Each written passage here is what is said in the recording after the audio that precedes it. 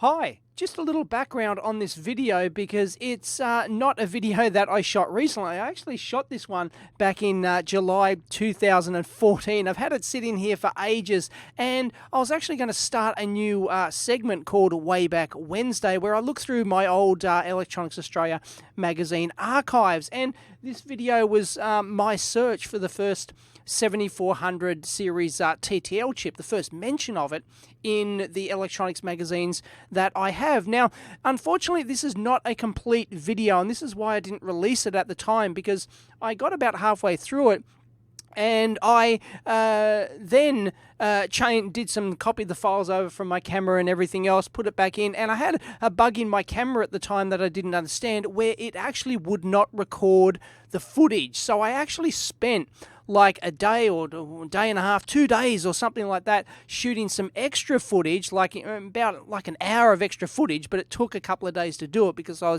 had to flip through every page of every copy of every magazine in sequential order until I found what I was after. And when I went to upload all that footage, I found that the camera did not record it.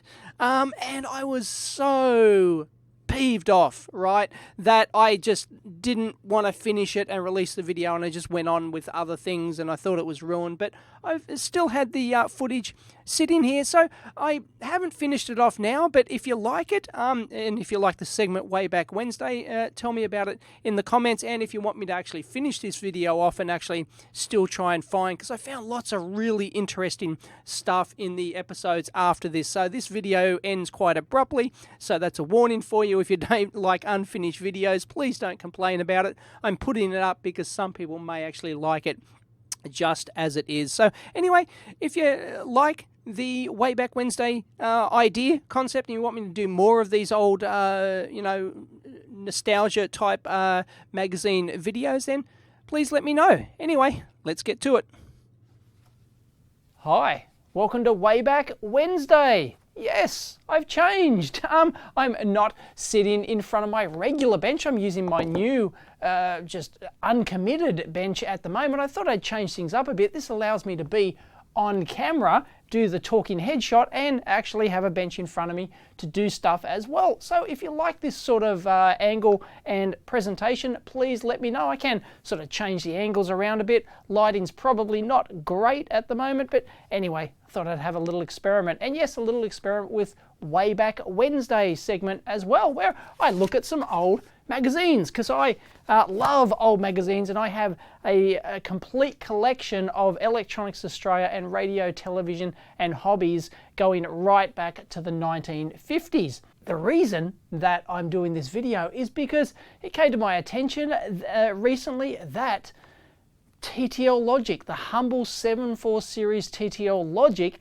is 50 years old. Now, if you believe Wikipedia and other sources, the origins of the 7.4 series, 7400 series logic, i.e. the military grade version, the 5400 series 54XX series chips, were first released in 1964. Yes, 50 years ago. Can you believe it? Humans hadn't even walked on the moon then. Unbelievable. Anyway, so apparently it's a historic year for those who, well, everyone should know the 7.4 series logic. Now, the 7.4 series logic apparently didn't come around until a couple of years later, 1966. The chips that you're familiar with today, these little 14-pin, 16-pin plastic dip packages with the 100 thou spacing on them and the 300 thou wide plastic molded package, these ones were 1966. So not quite there on 50 years, but hey, technically TTL, the origins of the 7400 series started 50 years ago. So good enough to do a Wayback Wednesday on it, I think, and take a look at some magazines. Now, apparently TTL was invented by a guy named James Bowie back in 1961, and well, probably an obscure patent which nobody knew about, because in 1963 engineers at Sylvania, they basically developed the same thing and released the first production TTL chips, transistor logic chips, that were used in a military contract for the AIM-54 Phoenix missile for the F-14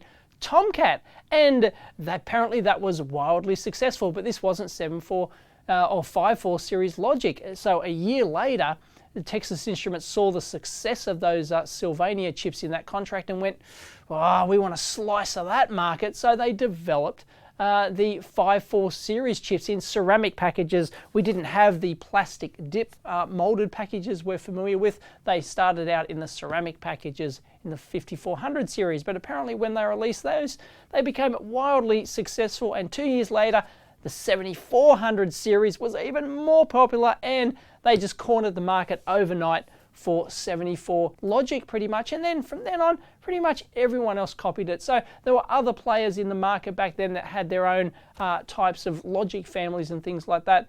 Might have even been TTL, but really we're looking at the history of that 7400 series. We're so familiar with the pinouts, the numbering systems, the molded packages. They're all the same, developed around about 50 years ago. So I thought it'd be interesting to dig in to my Electronics Australia / Radio, TV and Hobbies magazines here and have a look around that date and see if I can find any mention of it. Now, granted, these are like, hobbyist level magazines, so I don't have access to any of the trade journals at the time where I'm sure you'd get like a more accurate picture on that sort of thing. So I probably don't expect them around about that release date mentioned on Wikipedia and other sources. And I thought it'd be interesting to see also if I could track down when the first 7400 series project came around in a do-it-yourself project in these electronics magazines. So, I love it. Look at this. It's got that old smell. Love it. Oh, it's intoxicating. But certainly EA and Radio, TVs and Hobbies was a world-class electronics enthusiast and industry magazine as well. Tons of people in the industry actually read it, but it wasn't your traditional journal. It was more like a hobby-level magazine. But it'd be interesting to find out. It's probably going to take a lot of searching to try and track down this sort of stuff. But hey, let's see where we can find the first mention of it. And here's the January 1964 edition, 2 and 6. Look at that. Cost 2 and 6 back in the day. I don't know what that would translate to in today's money, accounting for inflation or something like that. But yeah. There we go. We've got some space-themed stuff, which was very popular back in the day. And, of course, Electronics Australia back then was called Radio, Television and Hobbies, or RTV and H. And it did radio, television, hi-fi, electronics, amateur radio, popular science, and hobbies. Terrific. And basically, back in the day, they're talking about servicemen and licensing, and pretty much back in the day, look, you can see the yellowing of the paper here. Unfortunately, I'm getting a tad old, but anyway, you can back then in the day, these magazines, as I've said in previous videos, were the only way to get your information. There was no communications revolution, there was no internet, and this is where you got all your information. So there were several places inside the magazine each month where you would find all the latest news. One would be the scientific industrial news here, and the other one would be the trade reviews and releases. So if we jump on over to page 23, scientific and industrial news, they would often have semiconductor or other science breakthroughs and physics and things like that mixed in with the ads. Of course, the ads can be almost more interesting than the articles sometimes. And so what I've done is I've looked through all of 1964, every issue in both the scientific and industrial news and also the other section I'll show you in a minute. And I really could not find any mention whatsoever of the 5.4 or other TTL series logic. It just basically did not happen. Nobody cared. And of course, that's not terribly surprising because, well, yeah, okay, the 5.4 Ti might have released the 5.4 series chips, but really, it was just for military applications back at the time and probably wouldn't make the trade journals or any of the hobby magazines like this, and you certainly wouldn't be able to buy them. But anyway, this is the trade reviews and releases where they'd do like little mini reviews of products, and they'd also mention, this is not a particularly good example. No, it's only a couple of pages. Some months were like 5 pages of just all sorts of product releases. I'll be able to show you that in a minute. You know, TI have released a new chip, or Signetics have released a new chip, or a new family or something like that. And yes, folks, you can earn big money in television, I'm here to tell you. Oh, and by the way, no, they didn't actually come in these brown paper binders like this. The guy who I got these from, who was collecting them from the 50s, I wasn't around then, so these are not my original copies. I only started getting them in the late 70s and early 80s when it was Electronics Australia. Anyway, no, he actually bound these things and put them into individual folders. Still haven't found anything, but in March 1964, rather interesting note here in the scientific news about one of the newest products in the electronics industry, the Tunnel Diode. It's bringing about a revolution in computer design with a switching time of 1 nanosecond, 1,000 millionth part of a second. They have to actually explain that to you. I love it. Tunnel diodes look like dominating the design of third-generation computers with speeds approximately 10 times today's sophisticated designs. At right is a tiny logic unit containing 2 tunnel diodes and 4 special resistors. Awesome. But I do love this article here about transistor patents. 3 American companies, Western Electric, American Telephone and Telegraph, and Bell, failing in their High Court claim that Western Electric patent relating to the transistors should be extended. There you go. So it looks like they were fighting over all the patents for the transistor back in the day, and they basically has established that the basic patent on transistors has now expired back in April 1965. It appears unlikely that the remaining patents on transistor applications will in the future be extended to the end of their normal term. They're beautiful. The benefit of the British industry will be cheaper production of transistors and equipment with uses for them for the home market. Terrific. Patent wars. They've always been around.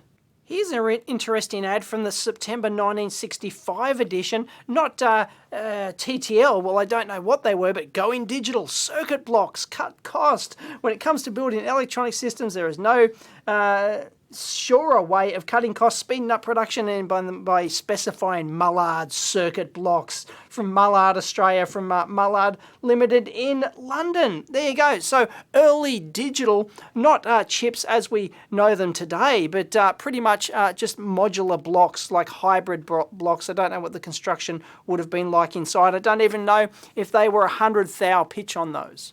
And it's not until April 1966 that we actually start getting some mention in this section of the magazine, which is trade review and product releases, about some Fairchild digital chips. Fairchild have recently released 3 low-cost epoxy encapsulated integrated circuits in TO5 packages, not even the dual-in-line dip packages that we're familiar with these days.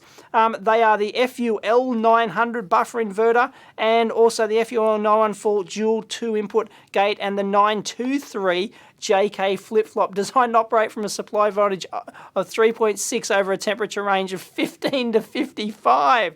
Geez, it only goes down to 15C. Unbelievable.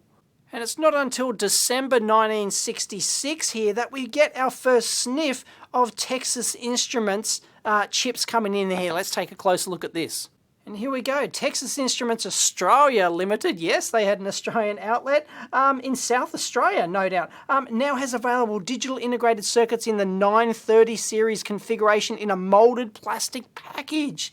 Aha! The complete family of 11 TTL diode transistor logic circuits is available in the moulded package, including dual, triple, and quadruple NAND gates, buffers, expanders, all sorts of stuff. One shots designed for operation in industrial temperature range 0 to 75. Here we go, the transfer moulded plastic package featuring 14 plug-in pins on 100 mil or 100 thou centers for flow soldering wire wrap technique. Distance between rows of pins is 300 mils.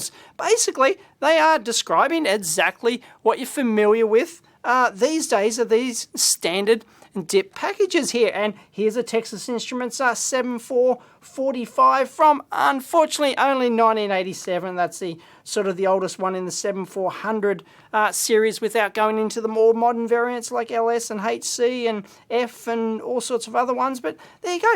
So these were available in December 1966, but still not in the 7400 series. They were available in the 930 series. And they weren't even transistor logic. They were still using DTL back then. But there you go. I mean, that's basically what you could buy at the end of December 1966. So that's pretty much what I expected. Yeah, I probably don't doubt that TI did release these things in 1966, but hey, you know, whether or not they flow down to Australia here, this is just the Texas Instruments Australia announcing the availability of these things here in Australia. But interestingly, in June 1966, look what I found, an article on by none other than Jim Rowe. G'day, Jim. If you're watching, he's still around and he still writes for occasionally as a contributor for projects in Silicon Chip magazine. Fantastic. Good on you, Jim. And he wrote an introduction to logic and counting circuits. And there's some interesting stuff in here, and he built like these demonstrator things. I love that. The first television camera designed specifically for your needs. Yeah, look at that ultra tiny sucker. Love it. But yeah, he goes into, you know, operations of and, or, and all that sort of jazz. And here we go. These are the different types Jim talks about in 1966. Diode logic, which is basically what you see here. And then there's tunnel diode logic, which is exactly the same, but they're saying it's faster, of course, often abbreviated to TDL. I love it. And look at this. Neon logic uses neon bulbs or 3-element neon trigger tubes to perform logic, abbreviated to NL. Oh my goodness. Anyone remember neon logic? Core diode logic is performed by semiconductor diodes and small ferrite toroidal cores for moderate speed and moderate power levels. That's called CDL. I love it. 4-layer device logic uses thyristors and SCRs to perform logic operation where high current and high voltages. And then we've got something that might be TTL, although it's not called that. Direct coupled transistor logic uses transistors switching between bottom saturated and cutoff states to perform logic. Depends upon use of transistors with carefully controlled parameters. Economical, but tends to be susceptible to noise because of the lower voltage levels employed. DCTL. And then also current mode logic uses transistors to perform logic, but biasing is from constant current sources to prevent saturation and allow extremely rapid switching. Has high noise immunity despite fairly low logic levels. A relatively recent system growing in popularity, abbreviated to CML. And then, of course, you've got diode transistor logic, which we looked at the ad for DTL, and resistor transistor logic as well. But that is basically it on the types. They don't, no mention of specifically TTL, even though it was technically released 2 years earlier in the 500 series, in the 5400 series family. And I found this one in March 1966, and it talks about a new range of ICs from Ferranti, and once again, they're DTL, diode transistor logic, none of this TTL rubbish. Said to offer very high noise immunity, ultra high switching speeds, large fan out, wide application available in 8-lead TO5 and 14-lead plastic, would have been plastic pack encapsulation. There you go. It contains up to 60 discrete components. The Micronor 2 is already system proved, and new production line will soon be in operation capable of producing, wow, 40,000 chips a week. Unbelievable. Churning them out. Since commencing work on integrated circuits in 1960, Ferranti has introduced over 100 different integrated circuit designs in its Micronor 1 and Microlin ranges. Oh man, anyone remember those? And by the way, if you want to know when it changed names from RTV and H to Electronics Australia, here it is, the first ever edition of EA, as it's fondly known here in Australia. April 1965, still 2 and 6, you beauty. And we got Australian, presumably Australian manufactured TVs on the front. And yeah, cover picture, the production line at the AWA Electric Works at Ashfield in New South Wales, showing the new 25-inch deep image TV lowboy receivers undergoing final adjustment of linearity and centering of the picture. Excellent. And Neville Williams, of course, the editor, changed, he talks about changing the name and why. This month, in accordance with earlier, the journal comes to you under the name Electronics Australia. A choice, I might mention, that has received wide approval from readers and advertisers alike. Adoption of the new name represents another phase in our development, each reflecting similar phases in the industry in which we part. And you've got to remember the history of this magazine too. It was, even in this edition, when it first changed its name to EA, it was already 43 years old. It originally started in 1922 under the name Wireless Weekly, and then it changed in 1939 to Radio and Hobbies, and then in mid-50s it became Radio, Television and Hobbies, and when television became popular. Now, 10 years later, television has become just another segment in an industry that is continuing to expand and penetrate into almost every field of human endeavour. It is logical, therefore, that we should drop the individual nouns and major on the one word which now adequately describes our range of interest.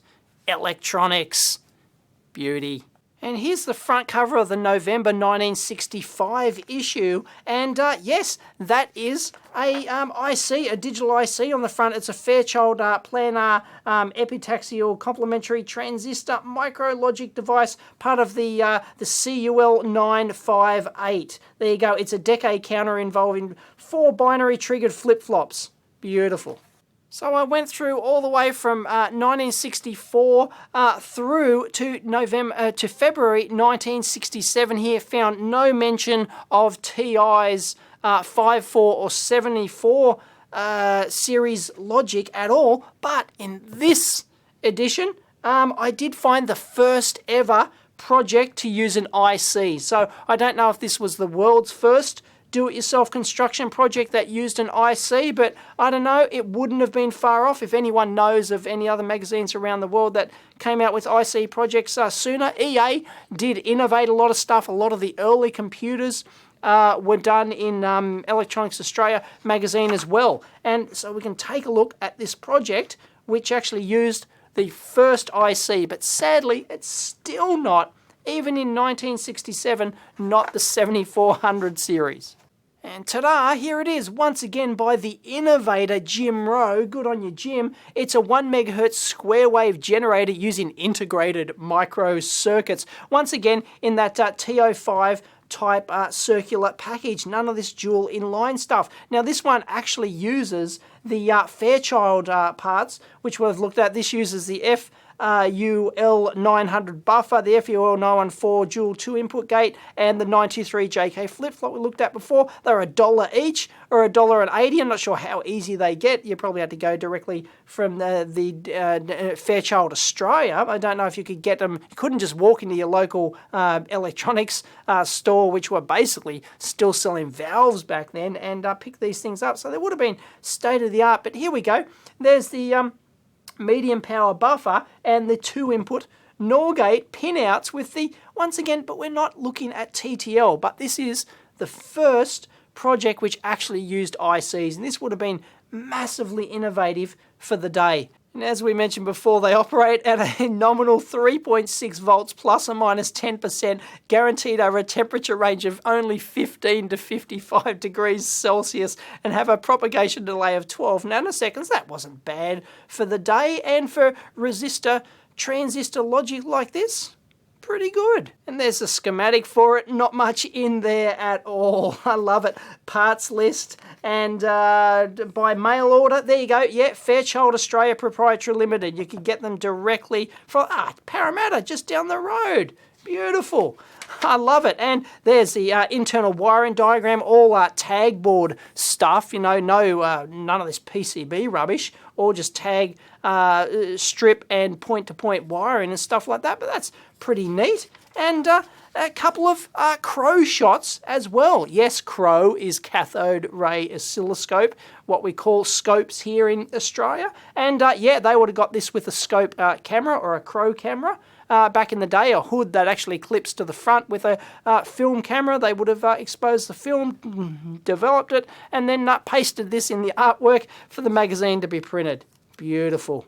Just a quick aside here, factors in the design of FET voltmeters, because up until this point, pretty much, valves for everything. But now, once again, Jim Rowe comes along and explains how to use these newfangled FETs in to basically replace your valves. And what they do is they just basically duplicate a standard valve circuit there for an electronic voltmeter, and then just basically duplicate it with the JFETs, and then go on in the article and explain how to implement JFETs. But that's just a good starting point so that everyone can get used to, because they're already used to valves, knowing how they work. Well, JFETs are valves are basically JFETs with pilot lights, as my mate Dougie calls them. So yeah, that's pretty much all there is to valves, and then they go in to explain how they all work. Fantastic stuff.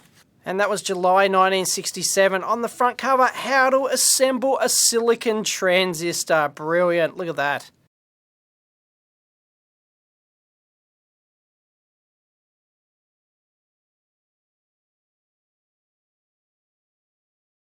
And you may certainly recognise the name. Ta-da! It's me! Yay! This was one of my most successful test gear projects I had published, and I've actually got it up here. Here is the original. Look at this. This has still got the dust on it. There's my original PC DSO adapter that I built, and that was actually the one they photographed. So it did actually look like that. That was actually paper with some transparency